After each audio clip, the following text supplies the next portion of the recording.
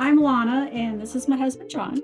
We live on Orcas Island in Washington State. We have been here 5 years full time, and we've owned the property for 7 or 8 years. It's kind of meant to be. I think for both of us, we really want something maintenance free or less maintenance. And owning two houses before that we had to paint on the exterior, we were like, no, we're not doing this again. And as you know, we're into like wood.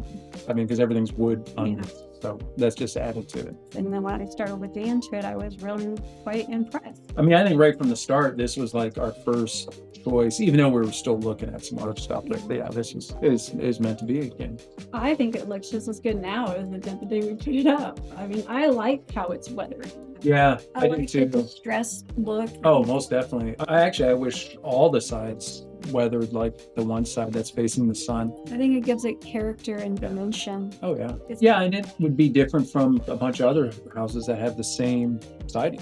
You know, it just depends where you're at. Does the house face south or not or whatever? You know, are there more trees or more sun hitting it? It's totally unique. We're into unique. Unique and less work and maintenance. Yeah, we're always into less work. You know, we like that part.